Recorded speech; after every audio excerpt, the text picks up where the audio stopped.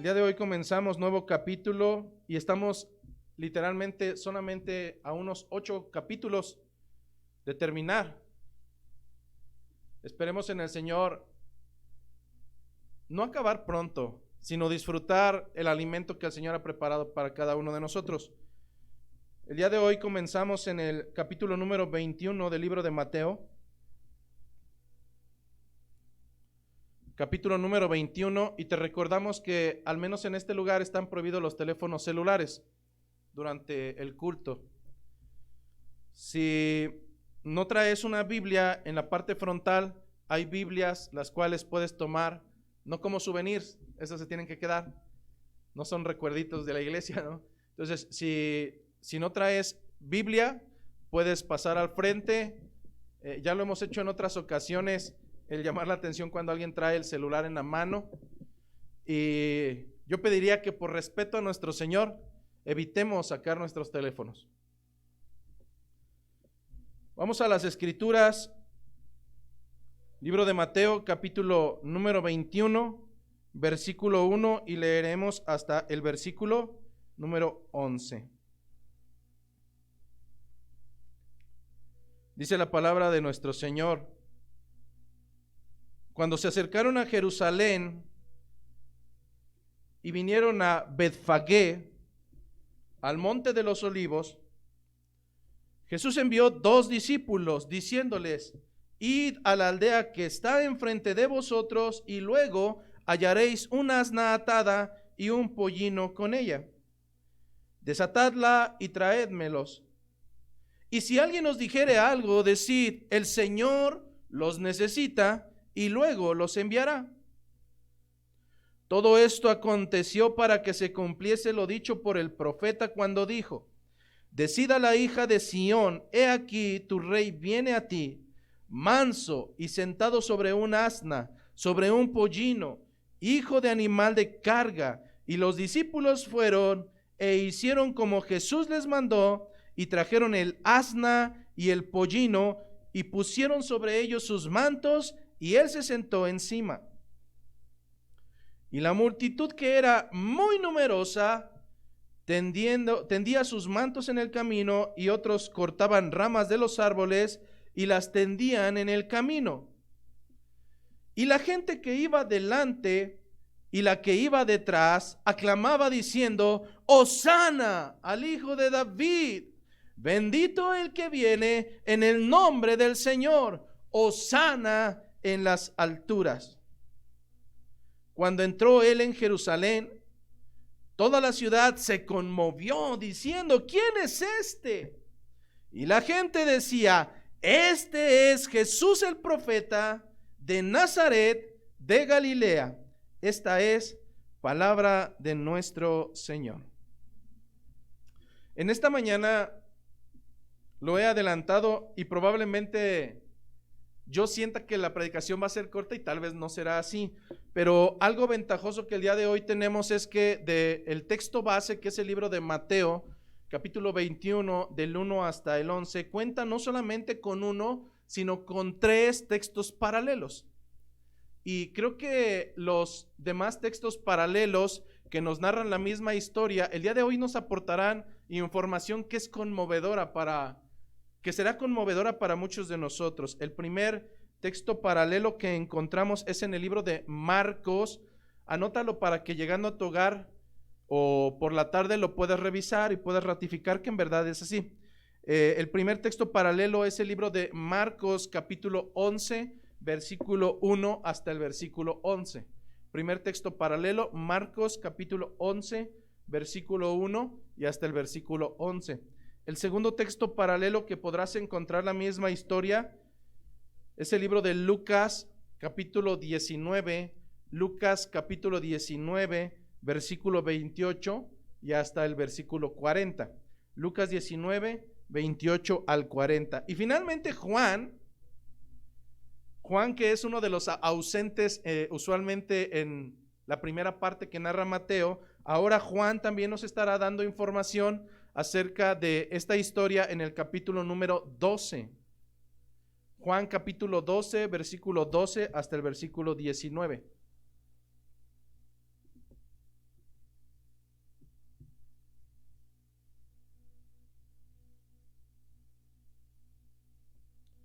Así es que la historia del día de hoy, narrada en las Escrituras, es una continuidad de lo que ha venido narrando Mateo, con la intención de brindar la suficiente evidencia hacia un pueblo judío. Recordemos que cada uno de los evangelios tiene una noción y un público en especial. Si bien hoy podemos ser beneficiados a través de la Escritura y el mensaje, en su momento el libro de Mateo tenía la intención y fue escrito por un judío para los judíos.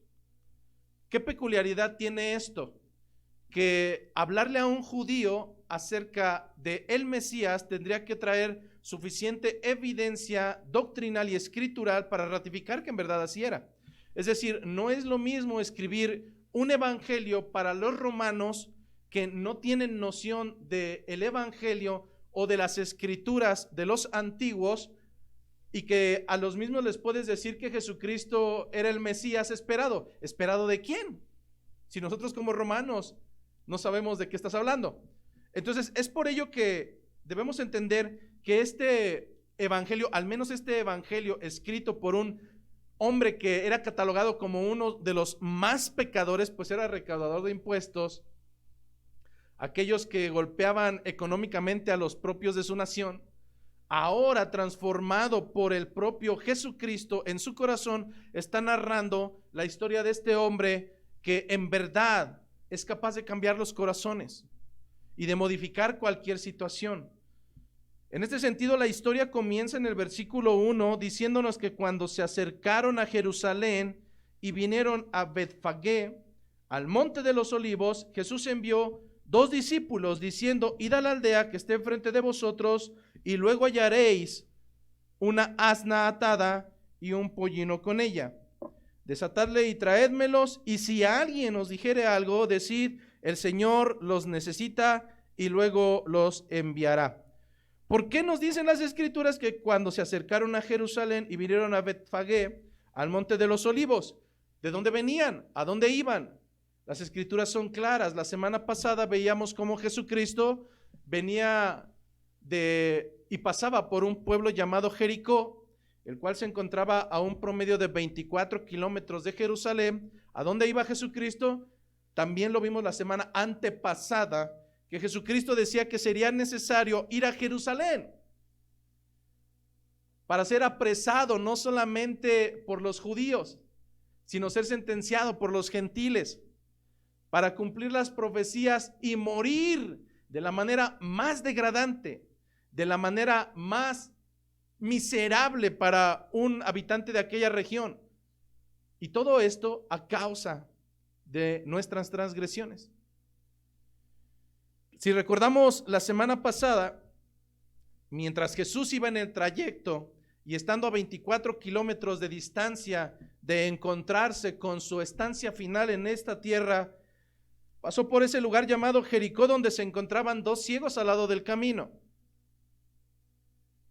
Estos ciegos, al escuchar la voz de Jesucristo y el murmullo de la gente, preguntaron y comenzaron a preguntar: ¿qué es lo que está sucediendo? ¿Qué pasa alrededor? ¿Por qué hay tanto murmullo?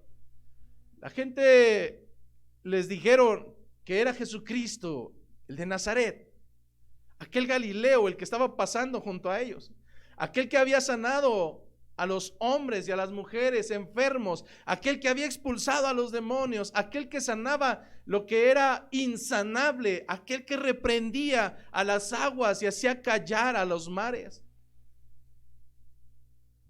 Estos 2 hombres que se encontraban al lado del camino vivían en una situación totalmente miserable, totalmente degradante. Pues no solamente eran ciegos, sino que ellos subsistían de la misericordia, de las miserias, de las dádivas de los que pasaban junto al camino. Estos hombres, de acuerdo a otro de los evangelios, mendigaban para poder subsistir. Por un lado, hablábamos acerca de estos 2 hombres en miseria, pero por otro lado hablábamos del Mesías, que ciertamente y conscientemente tenía noción de hacia dónde iba.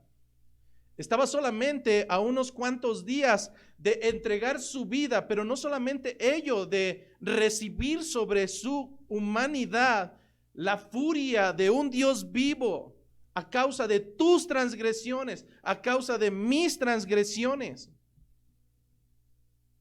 Cualquiera de nosotros en esa situación a punto de morir no tendría ni ánimo. Hermano, a veces lo tenemos todo, tenemos dinero, tenemos ingresos, tenemos una familia y aún así no tenemos contentamiento. A veces estamos en una situación sumamente degradante. Bueno, esta es la diferencia entre nosotros y el maestro, en que él, estando a punto de morir, aún podía externar su misericordia. Y así fue ante la súplica de estos hombres que suplicaban delante de él: Jesús, Jesucristo, hijo de David, ten misericordia de nosotros.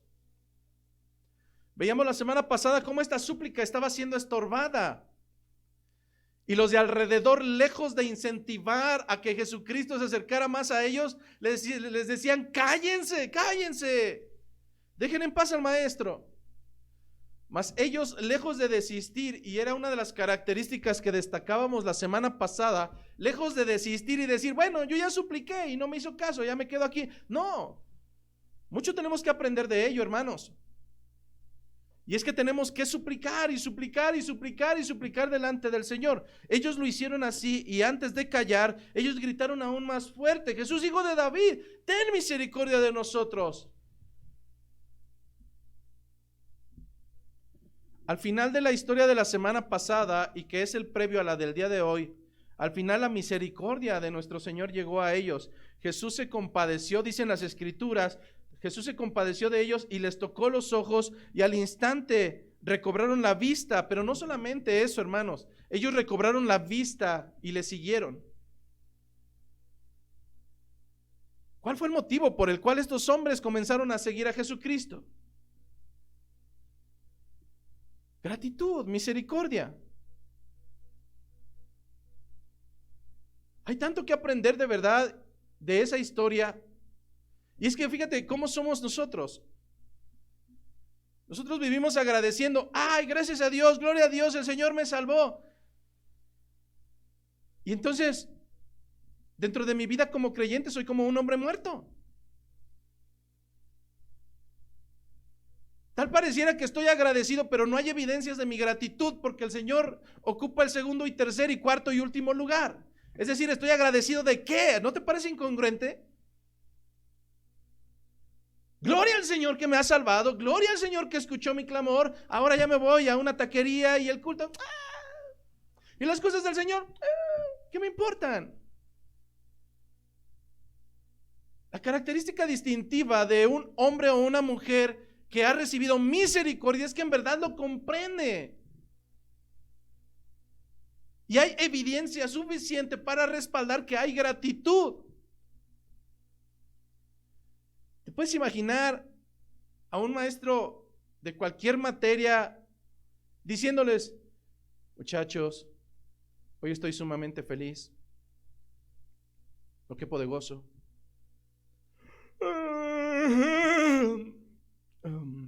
Estoy sumamente motivado de estar entre ustedes. Yo le diría: eres un hipócrita.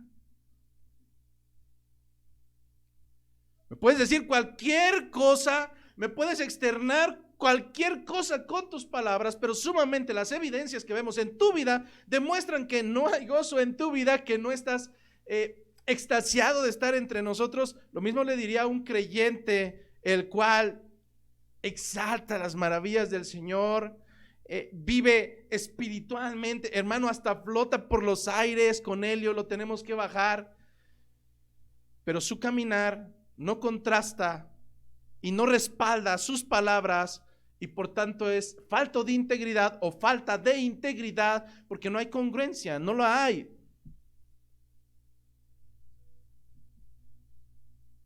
Estos dos hombres no tuvieron que decir mucho. La gente alrededor glorificaba el nombre de Dios porque ellos seguían a Jesucristo, y te puedo asegurar que no cabían en medio de tanta misericordia. El hecho de que los de alrededor glorificaran a Dios es porque ciertamente verían agradecimiento en ellos. Pero hoy por hoy, muchos de nosotros podemos decir: bueno, yo no salgo y predico, pero la gente, en cuanto vea mi testimonio, en cuanto vea tu testimonio de verdad, en cuanto vea tu testimonio, se va a aventar y se va a suicidar. Muchas de las ocasiones el testimonio es tan degradante y no concuerda con lo que expresamos que realmente es vergonzoso.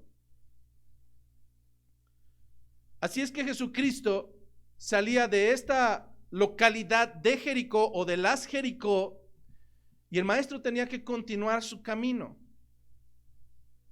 Pero ya no iba solo, iba con los discípulos, iba con los seguidores y además iban dos ex ciegos agradecidos, exaltando la gloria y la misericordia de Dios en sus vidas, pues estando caminando por tanto tiempo en obscuridad, ahora podrían ver. ¿Acaso no es lo que el Señor ha hecho con varios de ustedes? ¿Acaso no es que vivían también en la mendicidad al lado del camino, alimentándose de las sobras y las banalidades de este mundo? ¿Acaso no un día fortuito el Señor extendió su gracia y su misericordia y quitó las escamas y ahora vives tan contento, tan feliz, tan agradecido? Gloria a Dios.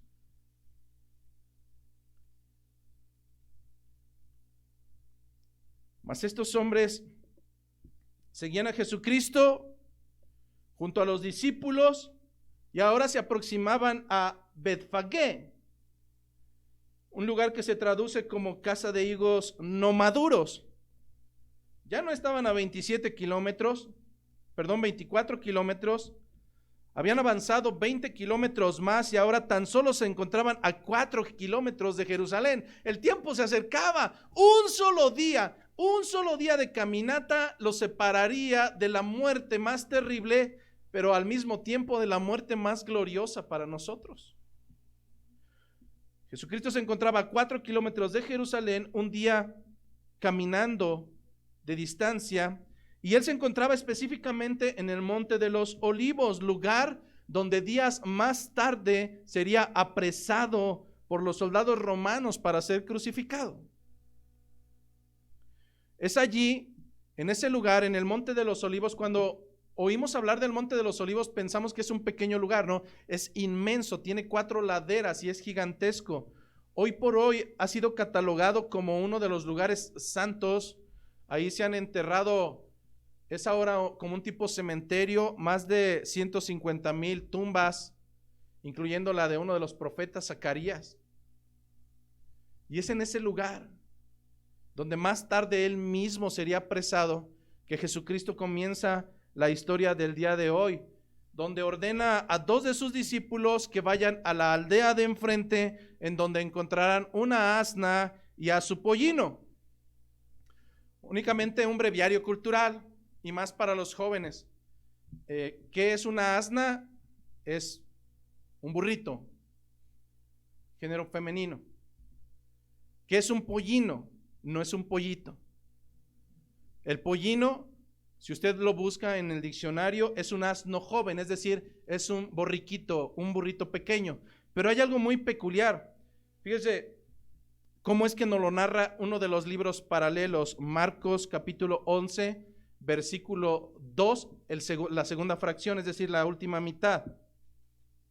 La peculiaridad del pollino es sumamente interesante. Dice Marcos 11:2 que la orden fue esta: hallaréis un pollino atado, en el cual ningún hombre ha montado. Desatadlo y traedlo. Hermano, ¿y a nosotros qué nos interesa que saber qué es un pollino? ¿Y a nosotros qué nos interesa que ese pollino sea un asno pequeño en el cual ningún hombre ha montado? No sé cuántos de ustedes han montado alguna vez incluso un caballo que es domesticado.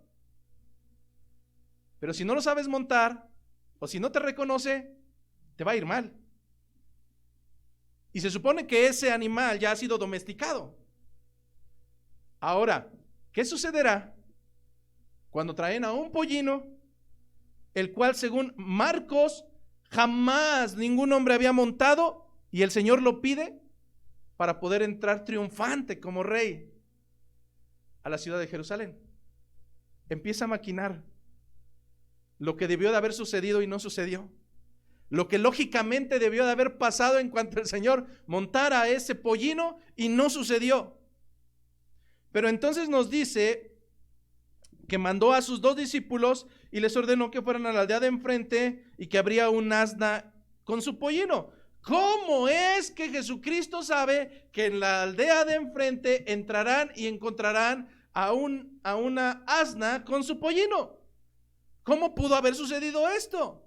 Bueno, lo primero que tengo que decir es claramente que la Biblia no nos lo dice. Sin embargo, debemos recordar que si bien Cristo era hombre en sí mismo, Él jamás dejó de ser Dios. Un Dios que todo lo sabe, un Dios que todo lo ve, un Dios que escudriña incluso los corazones, un Dios que sí o sí cumpliría sus propósitos. Así es que no hay nada extraño en esto, ni hay magia. Nuestro Señor es Dios y dio esta orden y así sucedió. Dijo: desátenlo y tráiganlo, y si alguien les pregunta algo, díganle que el Señor lo necesita y entonces lo enviarán. Yo no sé cuántos de ustedes, si alguien en este momento llegara y empezara a abrir tu auto y te dijeran: bueno, es que el Señor me lo pidió, tú dirías: ah, sí, claro, ten mis llaves. Eso no lo hace nadie más que nuestro hermano Martín, que ya ha pasado aquí. Pero fuera de ahí, tú dirías: hey, ¿qué te pasa? Bájate de mi auto. ¿Cuál Señor? No, déjate de cosas. Bueno, nuevamente Marcos 11:5 nos dice que esto en verdad sucedió. Marcos 11:5 nos dice que unos de los que estaban allí les dijeron: ¿qué hacéis desatando el pollino? Ellos entonces les dijeron como Jesús había mandado, y ellos los dejaron.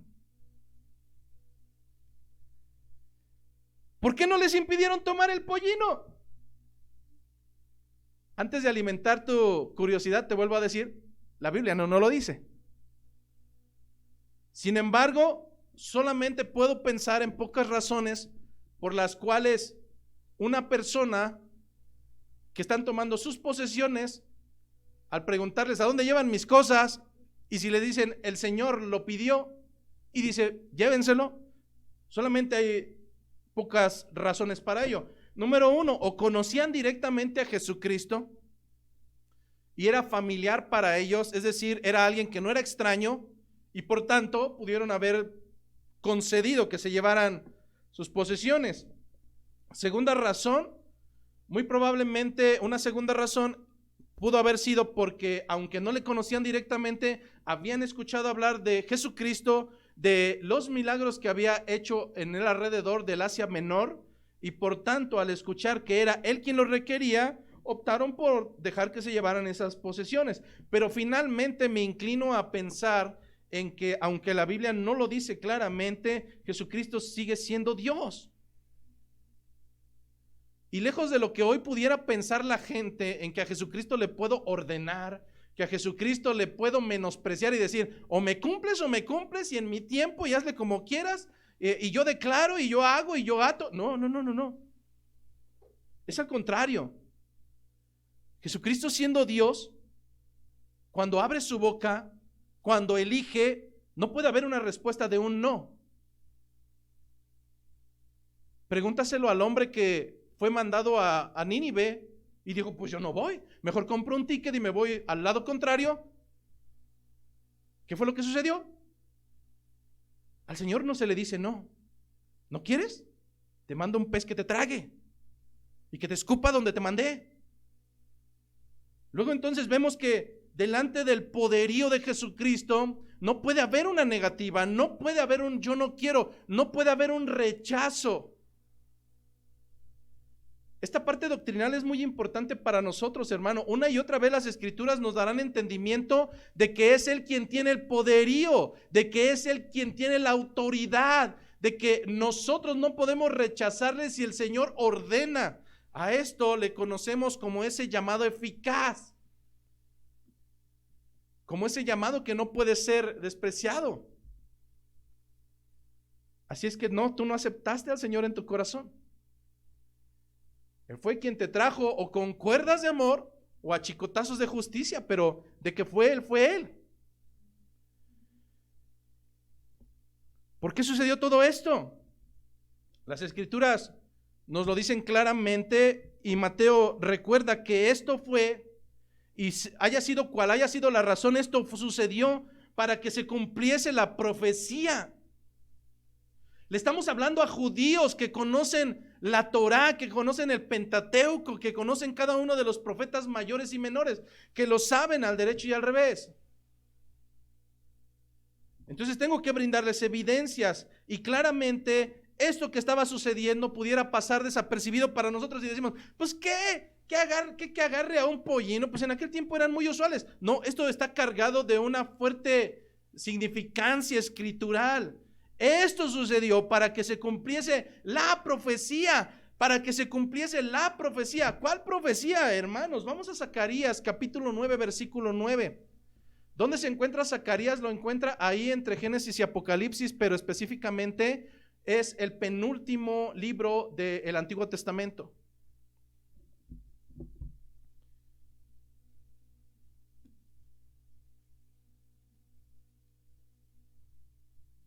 Recuerde, es Zacarías y finalmente Malaquías. Entonces, vamos a Zacarías, capítulo 9, versículo 9.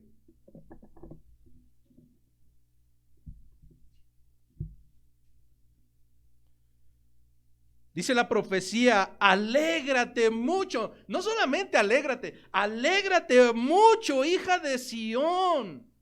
Da voces de júbilo, hija de Israel, hija de Jerusalén. He aquí, tu rey vendrá a ti. Fíjese las características: justo y salvador, humilde, y finalmente cabalgando sobre un asno, sobre un pollino, hijo de asna. ¡Wow!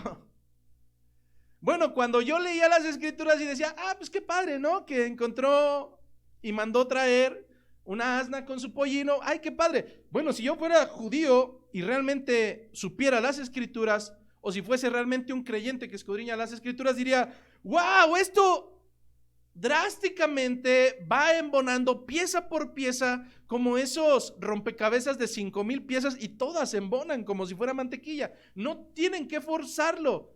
Así es como Zacarías, escrito al menos 500 años antes de Jesucristo, al menos escrito 500 años antes de Jesucristo, nos daba la noción de cómo es que vendría el Mesías, el Salvador, aquel que vendría a ser la redención del pueblo de Israel. ¿Quién fue Zacarías? Zacarías fue uno de los 3 profetas que ministraron al remanente de Israel después de la libertad del cautiverio de Babilonia. Históricamente, si no sabe qué fue el cautiverio en Babilonia, se lo dejo de tarea, búsquelo y comprenda qué es lo que estaba sucediendo. Pero el pueblo de Israel, a causa de su necedad, a causa de revolcarse con cualquier dios pagano y no mantenerse en fidelidad, sufrió las consecuencias y fue apresado por el pueblo de Babilonia. ¿Por qué fueron apresados? Por necios, por ir en contra de los mandatos del Señor. Bueno, después de ese cautiverio, no solamente Zacarías, sino Ageo y Malaquías profetizaron en nombre del Señor, en nombre de Dios. Pero algo interesante del texto de Zacarías es que, a diferencia de Ageo y Malaquías, sobre todo Zacarías proclamaría un conmovedor mensaje de esperanza a todos esos sobrevivientes del destierro de Babilonia. ¿Cuál sería ese mensaje alentador? Su rey está en camino. No desmayen, pecadores. No desmayen, necios. Aprendan de ese cautiverio que tuvieron a causa de sus transgresiones, y ahora regresemos a Jerusalén, reconstruyamos el templo que fue destruido y adoremos nuevamente al Dios viviente. ¿Por qué? Porque el rey ya viene. Sin embargo, aun cuando la profecía es sumamente clara, Zacarías decía que vendría un rey y vendría a ellos justo, salvador y humilde, cabalgando sobre un asno. Aunque las escrituras son sumamente claras, Jeremías 17:9 nos dice que engañoso es el corazón. Engañoso es el corazón y más que todas las cosas y perverso además. Cuando usted dice, ay, mi amigo, el gentil, es buena persona. No, no es buena persona. Romanos 3, 9 al 20 nos dice, nos da esa radiografía del hombre caído, que todos estábamos incluidos ahí. Pero si por si quedara dudas, no hay hombres buenos, ni hay hombres justos. Incluso los que hemos llegado a este lugar, nos dice Jeremías que nuestro corazón es engañoso más que todas las cosas. El corazón es engañoso más que todas las cosas y además es perverso. ¿Quién lo podrá conocer? Solamente Dios. Oye, hermano, ¿y por qué saca esto a medio camino? ¿Qué no estábamos hablando de que la profecía de Zacarías 9:9 era tan clara? Pues por eso precisamente, porque las escrituras siendo tan claras para los judíos, ellos optaron por hacer a un lado las escrituras, botarlas por allá y crearse su propio Mesías conforme a los anhelos de su corazón. Mientras Zacarías narra a un Mesías justo, salvador y humilde, ellos esperaban a un Mesías política y bélicamente supremo que viniera a sacarles de aquel lugar de miseria. Y entonces decimos, no que muy conocedores de las escrituras. Bueno, nuevamente te recuerdo, engañoso es el corazón más que todas las cosas. Así es que cuando tu hijo o tu hija o tu esposo o tu esposa diga, es que esto no es lo que quiere mi corazón, ciertamente así es. Tu corazón no quisiera estar aquí.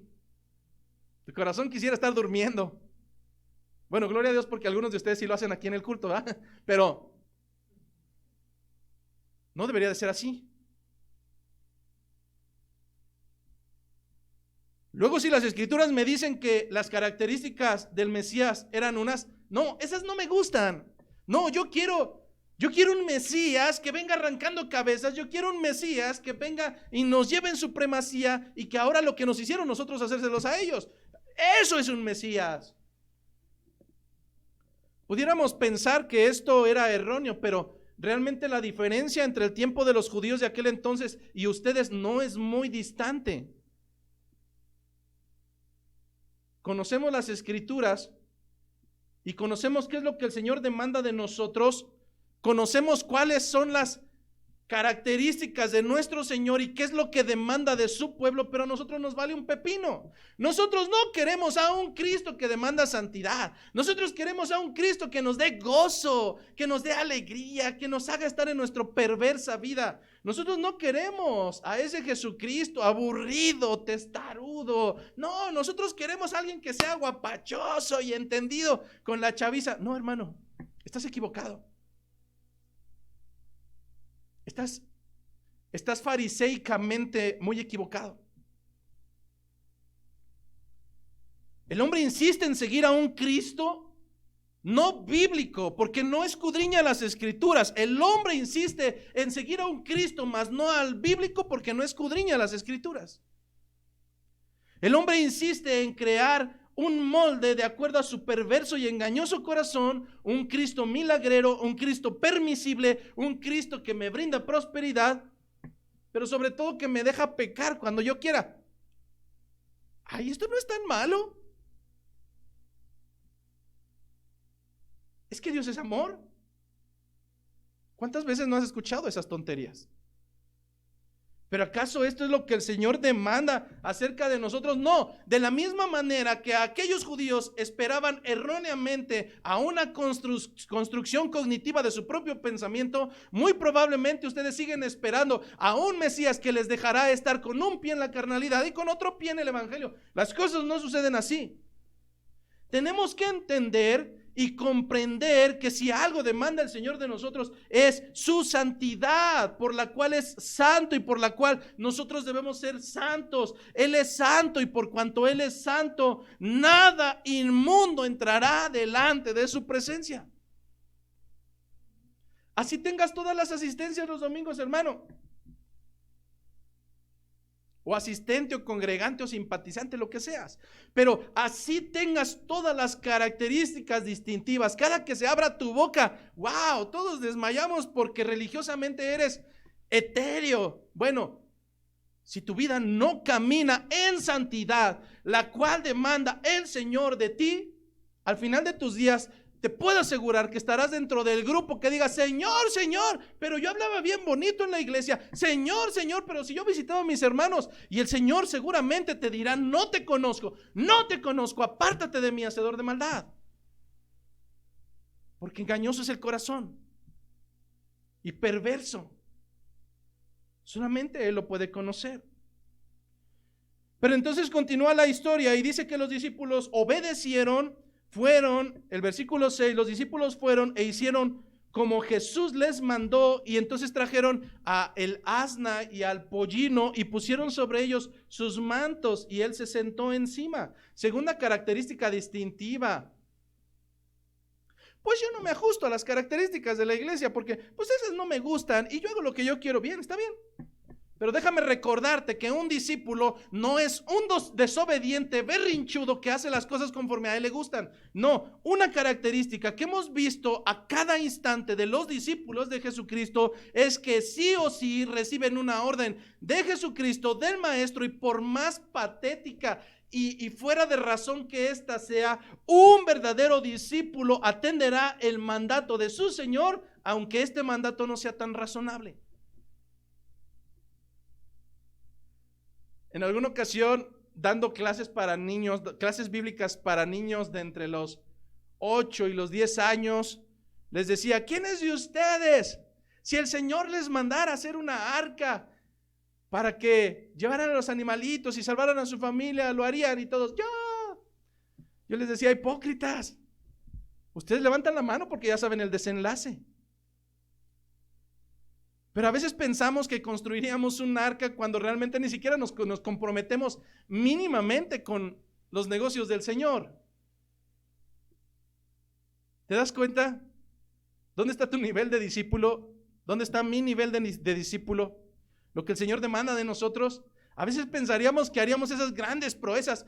Hasta hay gente que canta, ¿no? En Dios haremos proezas. ¿Cuál proezas? Cuando ni siquiera nos sujetamos a los mandatos esenciales y básicos del Señor. Lo que sí vemos en estos dos discípulos es que el Señor les manda y les ordena que vayan enfrente y van a encontrar una asna y un pollino y los traerán. Ellos pudieron haber dicho: no, pero Señor, ¿qué nos van a decir? Y si llegamos y nos lo niegan: no, yo no voy, ve tú. No, yo no voy, yo no quiero. Es que trabajé todo el día, pues necesito descansar. Es que toda la semana es orden y orden y orden. ¿Acaso no merezco el fin de semana yo? Bueno, eso sería si tú o yo hubiéramos sido los discípulos, pero no. Un verdadero discípulo recibe una ordenanza por parte del Señor y la lleva a cabo. No importa qué tan fuera de la razón suene ella. Así es que los seguidores de Jesucristo no cuestionan, solamente obedecen. Los seguidores reales comprenden a tal grado de que en las Escrituras encontraremos que un verdadero siervo de Jesucristo, incluso el ser siervo de Jesucristo le quedaba amplio y decía: no, yo soy esclavo de Jesucristo. Creo que en ocasiones, si Pablo, Pedro, Juan, si alguno de los verdaderos discípulos de Jesucristo que dieron su vida por el Maestro vieran nuestro grado de discipulado, se burlarían o suplicarían por misericordia. Yo soy discípulo de Jesucristo, no aguanto ni 2 horas aplastado escuchando las escrituras de mi Señor, no aguanto ni 2 horas. Pero bueno, el tema es que ser un siervo de Jesucristo es llegar a un grado de esclavitud. El esclavo en el tiempo de Jesucristo no disponía, no pensaba: hermano, yo creo que ese cuadro no está bien ahí. ¿Qué cree? Que yo creo que los tazoncitos de los jugos, no, debería de ponerlos en un traste más grande. Imagínate un esclavo dando órdenes, lo mataban. Un esclavo que buscara que su amo se amoldara a él sería una burla y además terminaría muerto. Los verdaderos discípulos del tiempo de Jesucristo no cuestionaban sus ordenanzas, simplemente las acataban, las seguían y procedían a cumplirlas. Los discípulos de hoy caminan engañosamente conforme a sus deseos, mas no conforme a la voluntad de su Señor. Continúa la escritura diciendo en el versículo 8, y la multitud, que era muy numerosa, tendían sus mantos en el camino, y otros cortaban ramas de los árboles y las tendían en el camino, y la gente que iba delante y la que iba detrás aclamaba diciendo: Hosana al Hijo de David, bendito el que viene en el nombre del Señor, Hosana en las alturas. La palabra Hosana se traduce como salva ahora, o sálvanos, por favor. ¿Acaso realmente estos hombres estaban considerando al Mesías Jesucristo como el salvador de sus almas? Absolutamente no. Ellos estaban adorando al posible Mesías que vendría a libertarles del cautiverio de los malvados romanos. Es decir, política y bélicamente estaban bajo la expectativa de ese Mesías. Pero ellos no estaban adorando al siervo sufriente narrado en el libro de Isaías 53. De hecho, en la actualidad, un judío sigue esperando al Mesías porque Jesucristo solamente fue un profeta. Pero Isaías 53 nos narra que Él no vino a libertarnos política y étnicamente. Él vino a libertarnos de nuestras faltas. Él fue herido por nuestras rebeliones. Cuando el capítulo número 53 de Isaías, Él dice que cargó todas nuestras enfermedades, no se está refiriendo a mi tos, no se está refiriendo a mi COVID, no se está refiriendo a mi callo en el pie, no se está refiriendo a que soy tan vilmente enfermo espiritualmente que yo no tengo sanidad en mí mismo. Necesito un Salvador que venga a cargar mis transgresiones, eso que me lleva a la enfermedad diaria y cotidiana. Muchos de nosotros podemos decir: yo ni siquiera estoy enfermo. Es que no has visto cómo se exalta tu propia naturaleza, donde nos damos cuenta que en verdad estás declarado como muerto.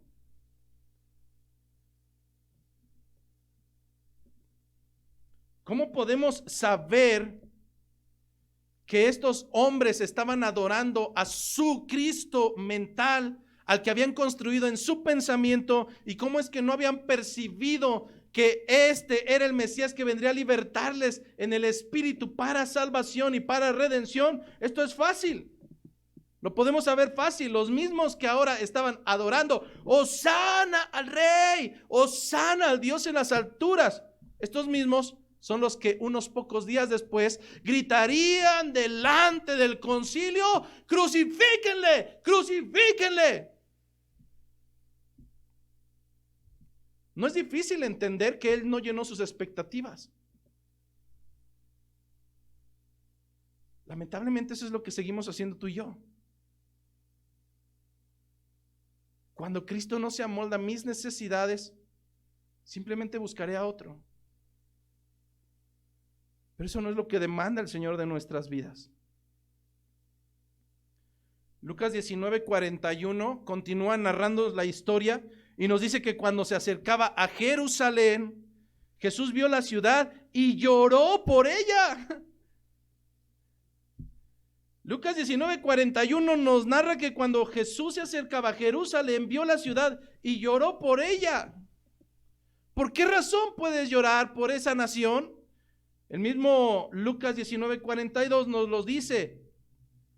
Jesucristo exclamó y dijo: cómo quisiera que hoy supieras lo que te puede traer paz, pero a esa hora está oculto a tus ojos. ¿Sabes que para un predicador es desgastante estar detrás de un púlpito? Y a veces comprendes las palabras de Jesucristo y en su naturaleza humana decir: ¿hasta cuándo tendré que soportarlos? ¿Hasta cuándo tendré que soportarlos?, decía Jesucristo. Las lágrimas de Jesucristo en este momento, de acuerdo a Lucas, eran bajo el entendido de que ellos, tal vez física y exteriormente, estaban glorificando a Dios, pero en verdad en su corazón ellos estaban cegados como aquellos dos hombres en Jericó. Ellos no podían ver más allá de lo que querían en su corazón. Mateo 21 sigue narrando que cuando él entró en Jerusalén, toda la ciudad se conmovió diciendo, ¿quién es este? Así es que podemos identificar entre aquella muchedumbre al menos 5 perfiles diferentes. La pregunta es, ¿quién serías tú de ellos? Entre la muchedumbre que estaba recibiendo a Jesucristo y que caminaba con él, vamos a poder ver al menos 5 perfiles diferentes. La pregunta es, ¿quién eres tú de ellos? Vemos un primer perfil de la muchedumbre, la cual seguía tal vez a Jesucristo desde el inicio de su ministerio en Galilea. Desde aquel momento en que Jesucristo había expresado, arrepentíos, arrepentíos porque el reino de los cielos está cerca. Tal vez habría algunos que desde aquel momento le habrían seguido y no habrían desistido de caminar con él y ahora continuaban a una hora solamente de camino de ser crucificado. Pero también tenemos un segundo perfil. El primero de ellos son los que desde el inicio están y persisten, perseveran, porque están convencidos de quién es aquel maestro. Pero hay un segundo grupo, los que seguían a Jesús desde Betania en su trayecto a Jerusalén. Es decir, kilómetros más atrás le comenzaban a seguir. ¿Por qué le seguían ellos? Juan 12:17 nos da la razón de por qué estos seguidores le seguían solamente del trayecto de Betania hacia acá. Juan 12:17 nos narra que ellos estaban con él cuando llamó a Lázaro del sepulcro y le resucitó de los muertos. Así es que ellos daban testimonio de lo que habían visto. También entre nosotros habrá algunos que creerán solamente por ver. Pero también quiero decir que de entre los que creen por ver, habrá un porcentaje que en el trayecto nuevamente se olvidarán, como Dory buscando a Nemo. El Señor me salvó, y después, ¿quién me salvó? ¿Quién me salvó? ¿De qué? Somos ingratos. ¿No sabes cuánta ira me da cuando el Señor expresa su misericordia por alguno de los que le siguen? Y hemos visto cosas fastuosas en la vida de muchos de ustedes. Y en ese momento están, Señor, hijo de David, ten misericordia de mí. Mi hijo está muy grave. Mi hija está a punto de morir. Oye, tengo una situación que es sumamente fuerte. Y cuando el Señor salva y cuando el Señor sana, después de unos cuantos meses vuelvo a ser Dory de Buscando a Nemo. Y digo, sí, gracias. ¿De qué? No me acuerdo. Y vuelvo a ser el mismo cerdo que se atasca, que se llena sus vestiduras, porque el Señor me salvó. ¿De qué? No me acuerdo. El Señor tuvo misericordia de mí. ¿De qué? ¿Quién sabe? Pero ya me acostumbré a venir aquí. Bueno, el segundo grupo eran los que le seguían desde Betania después de haber visto a Jesucristo el traer a la vida a un muerto. Pero tenemos un tercer tipo de personas que estaban siguiendo a Jesucristo. Y estos eran por las razones simplemente de que ellos iban pasando por el camino que Jesucristo iba pasando. Recordemos que estaba por celebrarse la Pascua judía, el Pesaj.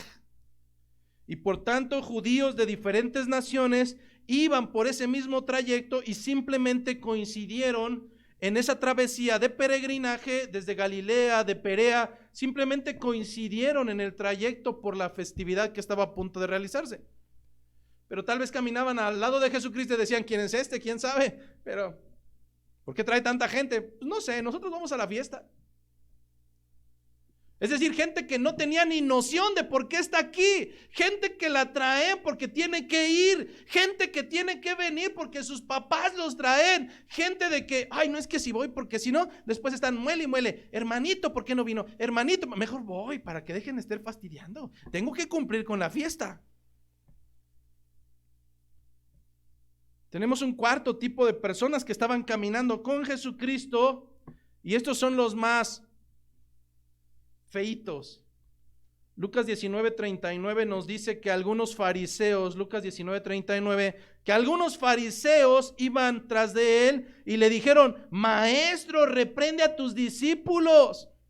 Es decir, el cuarto grupo son aquellos que son sumamente religiosos y que siempre están viendo todo mal e incluso dicen, ya cállense, Ay, ya, ¿para qué tantas cosas aquí?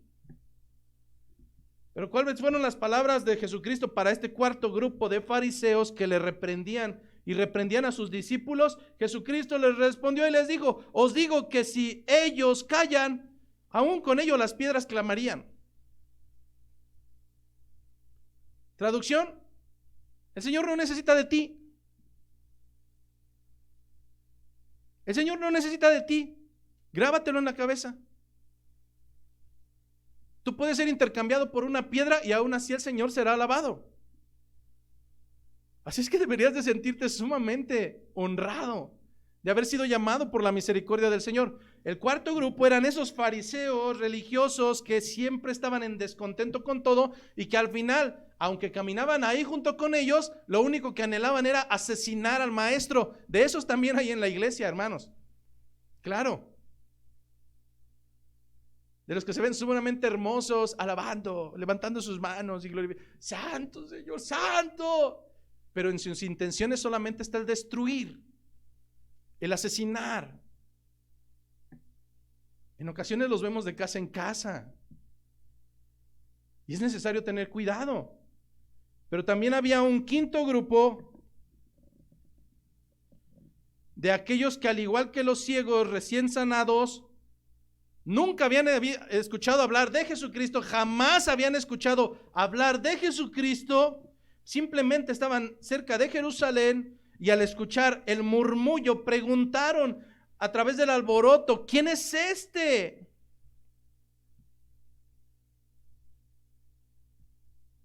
Mateo 21 dice que la gente les decía certeramente: este es Jesús el profeta, este es el Jesús de Nazaret, de Galilea, este es el Mesías.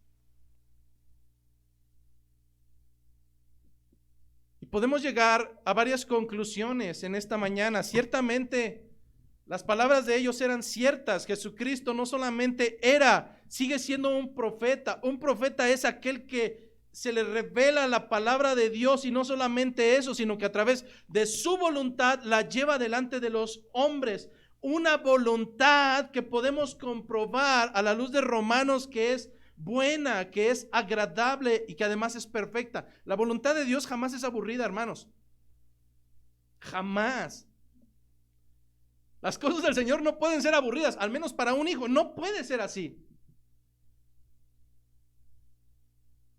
Cuando compruebas la voluntad de Dios, dice el libro de Romanos 12:2 que ésta llegará a ser buena, agradable y además perfecta. Solamente hasta que puedes comprobarla, solamente hasta que puedes deleitarte en ella. ¿Cuántos de ustedes, jóvenes, no mismo han dicho abiertamente que antes las escrituras se les hacían así de: ay, esto es para viejitos, ay, qué aburrido?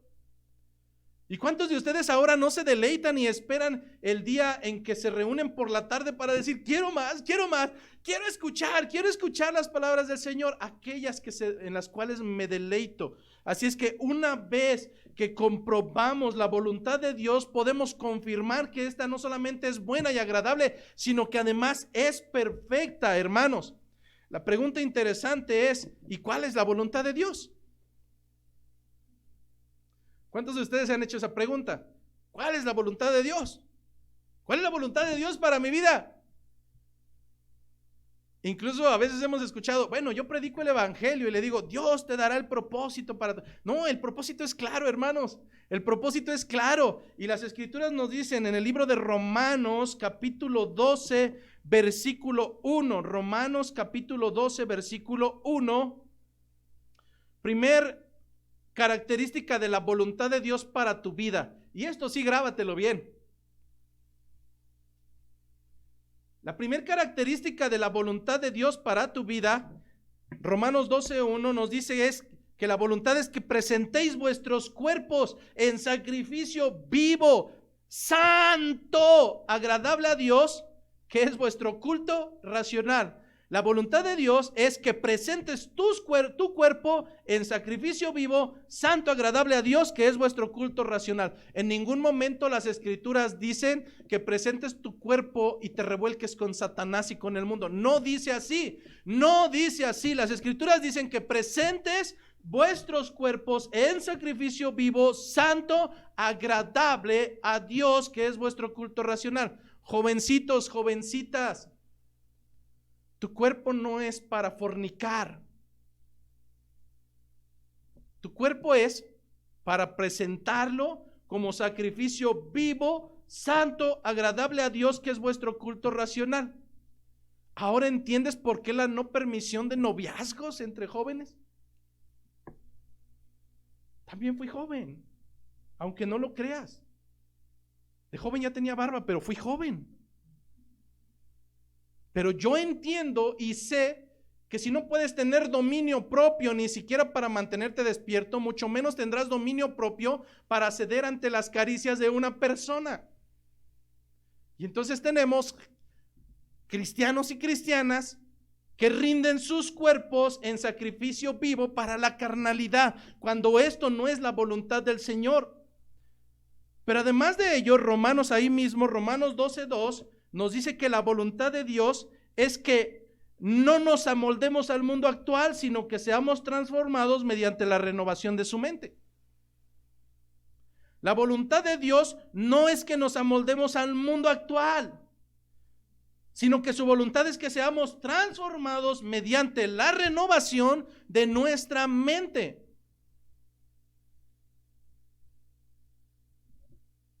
Luego entonces, cuando anhelo y amo ser como el mundo, estoy en contra de la voluntad de Dios. Y luego cuando no quiero por ningún motivo dejar mis amistades del mundo porque las amo, luego entonces voy en contra de la voluntad de Dios. Y luego cuando me gusta revolcarme y coquetear con el mundo y andar como ellos, luego entonces estoy caminando en contra de la voluntad de Dios. Y luego entonces cuando le digo a mis hijos, ustedes experimenten, pequeños cerditos, revuélquense y sepan lo que es la vida, yo ya la viví. Lo único que estás haciendo es llevando a tus hijos en contra de la voluntad de Dios, mas no estás llevando a tus hijos conforme a la piedad. Tercer característica de la voluntad de Dios, 1 Tesalonicenses, capítulo 4, versículo 3 al 7. Tercer característica de la voluntad de Dios. 1 Tesalonicenses, capítulo 4, versículo 3 a versículo 7.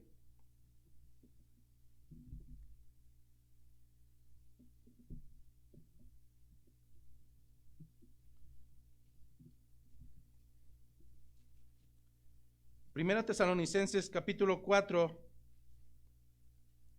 versículo 3 al 7.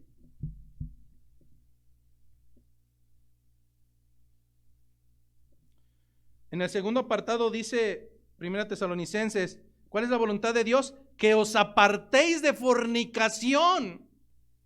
Que os apartéis de fornicación. ¿Está hablando de la fornicación física o de la fornicación espiritual? Bueno, vamos a ver qué es lo que dicen las escrituras, pero te digo que ambas son incorrectas. En el sentido de que no estás llamado para fornicar, ni física ni espiritualmente. Dice, ¿cuál es la voluntad de Dios? Que os apartéis de fornicación, que cada uno de vosotros sepa tener su propia esposa en santidad y en honor, no en pasión de concupiscencia, es decir, de pecado desenfrenado, como los gentiles que no conocen a Dios. ¿Cuál es la voluntad de Dios? Versículo 6, que ninguno agravie ni engañe en nada a su hermano. Grábatelo de memoria, grábatelo de memoria. La voluntad de Dios es que ninguno de ustedes agravie ni engañe en nada a su hermano. Así es que aquellos que tenemos el hábito de crear testimonio o falso testimonio a espaldas de los hermanos, grábese de una vez por todas que la voluntad del Señor es que ninguno agravie ni engañe en nada a su hermano.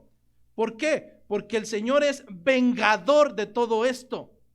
Como ya os hemos dicho y testificado, pues no nos ha llamado Dios a la porquería, no nos ha llamado Dios a la inmundicia, sino a santificación. Así es que, ¿cuál es la voluntad del Señor? Que seas como los gentiles. No, ahí mismo, 1 Tesalonicenses, la parte que omitimos, capítulo 4, versículo 3, pues la voluntad de Dios es vuestra santificación. Pues la voluntad de Dios es vuestra santificación.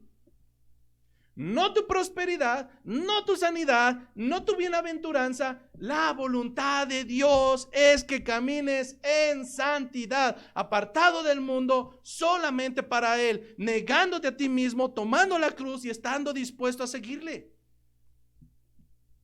No, hermano, tus hijos no tienen que alcanzar sus sueños. Tus hijos tienen que alcanzar la voluntad del Señor, que es caminar en santidad, pues la voluntad de Dios es vuestra santificación. Olvídate de tus sueños. Olvídate de tus anhelos. Sí o sí debes de comprender que aunque quisieras los fines de semana andar dándole vuelo a la hilacha, que ir paseando y haciendo, hermano, debes entender que el Señor reclama tiempo de los suyos. No solamente su tiempo, porque le pertenece a Él, demanda sus vidas para santificación. Así es que quiero ir culminando. Los judíos esperaban a un Mesías y cuando este vino no le apreciaron, por el contrario, le desecharon, lo menospreciaron y más tarde le matarían.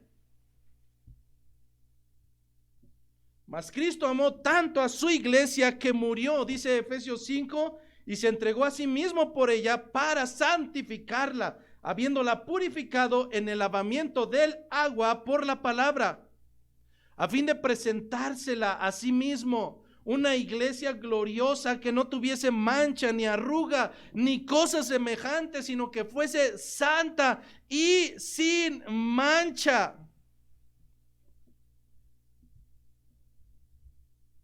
¿Cuántos de ustedes cuando están buscando a su esposa anhelan a una prostituta?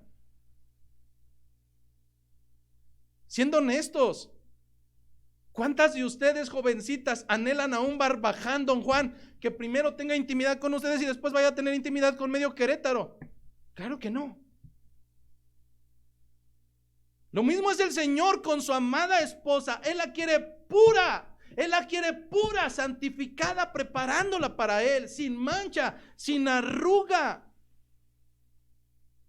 El Mesías vino, ciertamente vino y murió, pero resucitó al tercer día y prometió, hermanos, prometió que nuevamente regresaría por una sencilla razón, porque Él viene por su esposa. Por una sola sencilla razón el Señor regresará, y es que Él vendrá por su amada esposa, por su amada iglesia. Mas te vuelvo a repetir, que dejes de ser necio y que dejes de ser testarudo, pues Cristo no viene por una ramera, Él viene por una iglesia que es santa, que es radiante, que es pura y sin mancha. Hermanos, al igual que aquellos hombres, te digo, nuestro Rey está en camino, aleluya. Él viene por su amada iglesia y viene por una iglesia limpia, pura, sin mancha y sin arruga. Que la gracia, la paz y la misericordia del Señor sea con nosotros. Que sea Él purificando nuestras vidas, porque hemos visto que por nuestras fuerzas simplemente no podemos. Ahora que